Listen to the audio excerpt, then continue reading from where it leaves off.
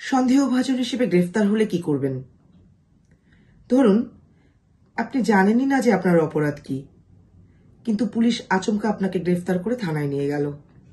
তখন আপনি কি করবেন? আজকের এই ভিডিওটিতে আমি Abanti Nurul, advocate, supreme court of Bangladesh, আপনাদেরকে সে বিষয়টি জানাবো। হয়তো হাঁটছেন, কিংবা অন্য কোথাও থেকে বাড়ির দিকে ফিরছেন, কিংবা বাস থেকে নেমে গন্তব্যের দিকে যাচ্ছেন। এমন সময়ে রাস্তায় পুলিশ আপনাকে থামিয়ে জিজ্ঞাসাবাদ করে কিংবা তল্লাশি করে আপনার বিরুদ্ধে অপরাধের কোনো অভিযোগ না থাকা সত্ত্বেও আপনি কোনো অপরাধে জড়িত থাকতে পারেন এই সন্দেহে আপনাকে গ্রেফতার করলো এবং থানায় নিয়ে গেল। এরকম পরিস্থিতির শিকার হলে আপনি কি করবেন? কোনো মামলা ছাড়াই সন্দেহভাজন হিসেবে পুলিশ যদি আপনাকে গ্রেফতার করে থানায় নিয়ে যায়, তাহলে প্রথমেই চেষ্টা করুন থানা থেকে আপনার গ্রেফতারের বিষয়টি আপনার পরিবার, বন্ধুবান্ধব কিংবা আত্মীয় স্বজনকে জানাতে। আপনার গ্রেফতারের বিষয়টি আপনার পরিবারকে জানানো পুলিশের কর্তব্য।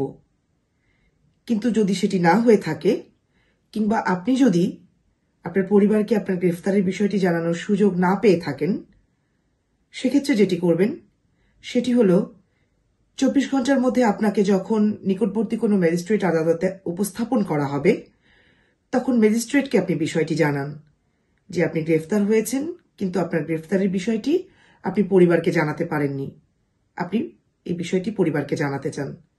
সেক্ষেত্রে ম্যাজিস্ট্রেট প্রয়োজনীয় ব্যবস্থা গ্রহণ করবেন। সেখান থেকে যদি ম্যাজিস্ট্রেট আপনাকে কারাগারে প্রেরণ করে থাকেন, আপনি কিন্তু কারাগারে গিয়েও মোবাইল ফোনে আপনার পরিবারের সাথে যোগাযোগ করবার সুযোগ পাবেন এবং সেক্ষেত্রে তখন আপনি বিষয়টি জানাতে পারবেন।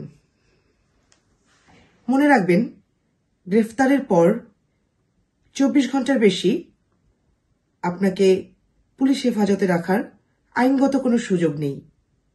অর্থাৎ আপনাকে গ্রেফতারের 24 ঘন্টার মধ্যেই আপনাকে নিকটবর্তী কোনো ম্যাজিস্ট্রেট আদালতে উপস্থাপন করতে হবে।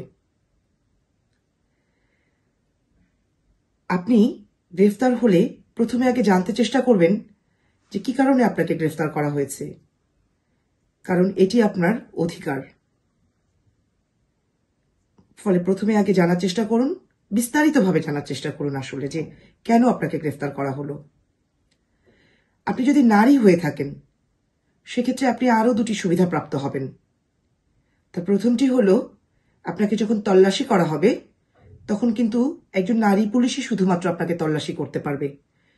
নারী ভিন্ন কোনো পুরুষ পুলিশ আপনাকে তল্লাশি করতে পারবে না। আর দ্বিতীয়টি হলো, যখন আপনাকে থানায় নিয়ে যাওয়া হবে তখন আপনাকে একটি আলাদা লকআপে রাখতে হবে। কোনো পুরুষ বন্দীর সাথে আপনাকে একসাথে লকআপে রাখা যাবে না। আপনি যদি সন্দেহভাজন হিসেবে গ্রেফতার হয়ে থাকেন, তাহলে সবচেয়ে যে গুরুত্বপূর্ণ দিকটি হলো যে অতি দ্রুত এবং অতি অবশ্যই আপনি একজন আইনজীবীর সাথে যোগাযোগ করবেন এবং তার পরামর্শ নেবেন।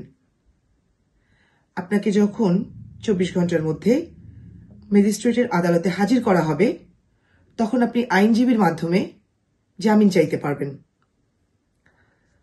আপনার বক্তব্য শুনে ম্যাজিস্ট্রেট যদি সন্তুষ্ট হন, সেক্ষেত্রে আপনাকে জামিন দিতে পারেন অথবা আপনার আবেদনটি নাকচ করতে পারেন। দুর্ভাগ্যবশত যদি জামিন আবেদনটি নাকচ হয়ে যায়, সেক্ষেত্রে আপনি দায়রা আদালতে জামিন আবেদন করতে পারবেন। যদি দায়রা আদালতেও জামিন আবেদনটি নাকচ হয়ে যায়, তাহলে আপনি হাইকোর্টে জামিন আবেদন করতে পারবেন। যদি জামিন পেয়ে যান, মনে রাখবেন এমন কোনো আইন বিরোধী কাজ করবেন না যাতে আপনার জামিনটি বাতিল হয়ে যায়। আর নিয়মিতভাবে কোর্টে হাজিরা দিতে ভুলবেন না কিন্তু। তবে এই ক্ষেত্রে যেটি সবচেয়ে আগে মনে রাখবেন যে জামিন প্রাপ্তিই কিন্তু শেষ কথা নয়। জামিন পেলেই যে আপনার মামলা শেষ হয়ে গেল, বিষয়টি এরকম নয়।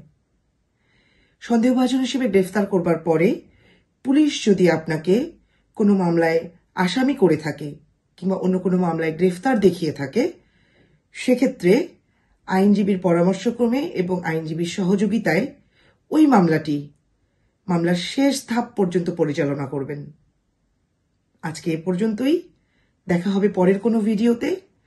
ততদিন পর্যন্ত সুস্থ থাকুন, ভালো থাকুন। ধন্যবাদ।